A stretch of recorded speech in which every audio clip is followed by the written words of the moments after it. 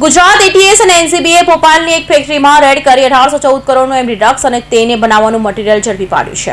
આ અંગે ગૃહ રાજ્યમંત્રી હર્ષ સંઘવીએ પર પોસ્ટ કરી માહિતી આપી હતી. પ્રાથમિક અહેવાલ અનુસાર આ એમડી ડ્રગ્સના જથ્થાની અંદાજિત કિંમત ₹1814 કરોડ હોવાનું જાણવા મળ્યું છે. આ ઓપરેશનમાં એટીએસ અને એનસીબીની ટીમે મુંબઈના રહેવાસી 2 આરોપીની ધરપકડ પણ કરી છે. સાથે જ ફેક્ટરીમાંથી એમડી ડ્રગ્સ બનાવવા માટેની તમામ સામગ્રી પણ જપ્ત કરવામાં આવી છે. આ મામલે વધુ તપાસ હાથ ધરવામાં આવી છે. આ એમડી બનાવવા ઉપયોગમાં લીધેલા grinder, motor, glass, flask, heater વગેરે ઓપરેટ્સ મળ્યા હતા.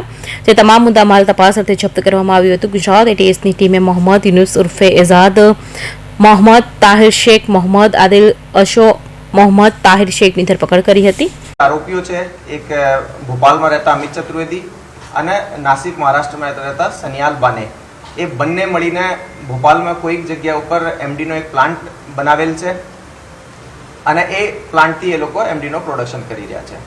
એ બાતમીના આધારે અમારા વાયરલેસ સબ ઇન્સ્પેક્ટર રવિ વઢવાણાએ એને વધારે ડેવલપ કર્યા. અમે એનો અને પછી માહિતી એકદમ ચોક્કસપણે સાચી લાગતા અમારી એક ટીમ બનાવવામાં આવી. જે ટીમના લીડ ડીવાયએસપી એસએલ ચૌધરી સાહેબે કર્યા.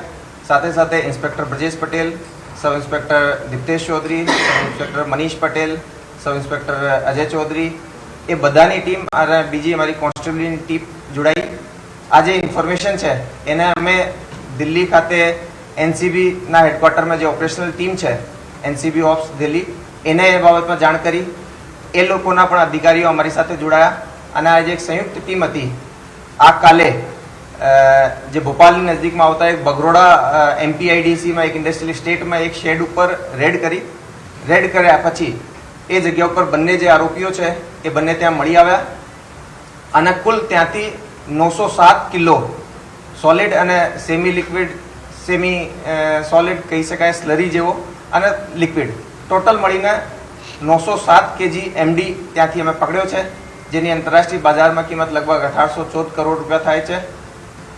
એ બંને આરોપીઓની જ્યારે પૂછપરછ કરવામાં આવી તો જે સનિયાલ બાને છે એ 2017માં 1 કિલો એમડીના કેસમાં પહેલા પણ પકડાવેલો આરોપી છે અને એમાં એના 5 વર્ષ એ જેલમાં કાઢ્યો છે. નીકળ્યા પછી જેલમાંથી એ લાસ્ટ 6-7 મહિનાથી બંને મળીને એ જે શેડ છે એ ભાડે રાખ્યો હતો.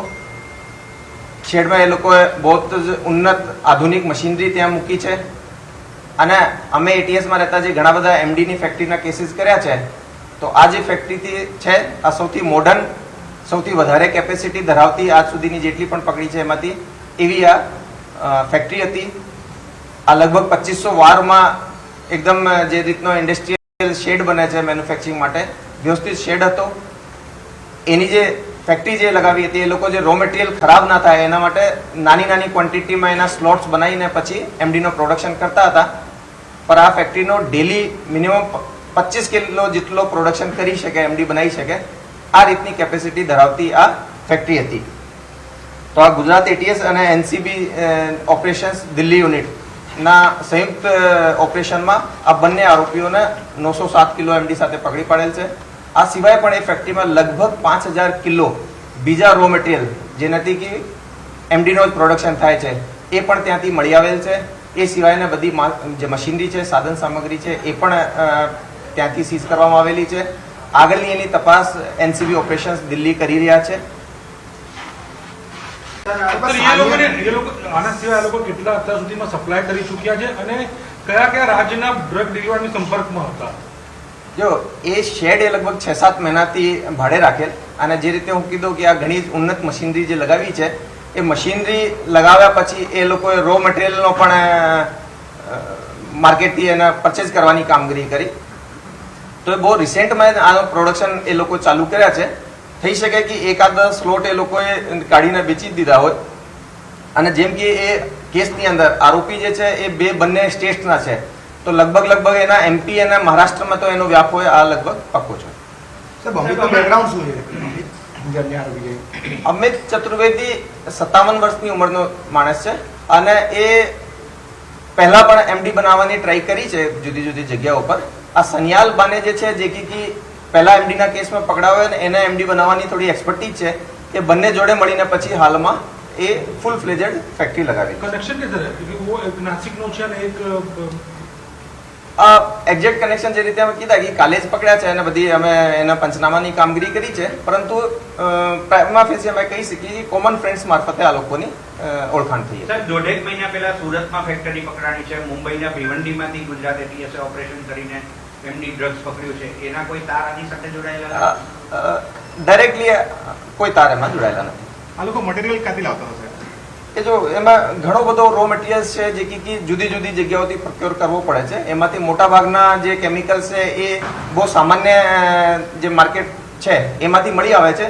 એક બે કેમિકલ્સમાં આને થોડો એન્ડ યુઝર સર્ટિફિકેટ આપવાના પડે છે. તો એ હાલ પૂરતા અમને જાણવા મળે છે કે એમપીના લોકલ માર્કેટથી જ એ લોકોને આ રો મટીરિયલ મળી આવતો. સાહેબ, રોજના 25 કિલો આ લોકો બનાવતા હતા, તો કેટલા દિવસથી આ બનાવવાનું શરૂ કર્યું? એ હું જેમ આપને કહી રહ્યો છું કે આ આટલી આની કેપેસિટી હતી. હાલમાં અમે જે 907 કેજી પકડી લીધા છે એ જગ્યાથી, થઈ શકે કે એ થોડાક ટાઈમ પહેલાથી અમે 1-1.5 મહિનાથી એના ઉપર વોચ રાખેલ છે. એ 1-1.5 મહિનામાં કદાચ અહીંયાથી કોઈ મટીરિયલ નીકળ્યો નથી અને એનાથી પર પહેલા 1-1.5 મહિના પહેલા એ લોકોએ મશીનરી ત્યાં ઇન્સ્ટોલ કરી હતી. 2 મહિના પહેલા ગુજરાત એટીએસ દ્વારા સુરતના પલસાણા તાલુકાના કારેલી ગામમાંથી મેફડોન ડ્રગ્સ બનાવતી ફેક્ટરી ઝડપી પાડી હતી. જેમાં ઝડપાયેલા 3 આરોપીની પૂછપરછમાં જાણવા મળ્યું હતું કે ડ્રગ્સ કાર્ટેલના મુંબઈમાં ચીચમબંદર વિસ્તારમાં રહેતા મોહમ્મદ યુનુસ તથા મોહમ્મદ આદિલ પણ સંડોવાયેલા છે. બંને આરોપીએ મહારાષ્ટ્રનો એક ફ્લેટમાં મેફડોન બનાવી વેચાણ કરે છે. જેના આધારે ગુજરાત એટીએસની ટીમ દ્વારા ફ્લેટમાં દરોડા પાડી બંને આરોપીને ઝડપી પાડવામાં આવ્યા હતા. ફ્લેટમાં મેફડોન બનાવવા માટેની પ્રોસેસ ચાલુમાં હતી. 11 કિલો સેમી લિક્વિડ મેફડોન તથા બેરલમાં ભરેલા 785 કિગ્રા લિક્વિડ મેફડોન મળ્યું હતું. કૌશિક પટેલનો report, Hind TV news, Surat.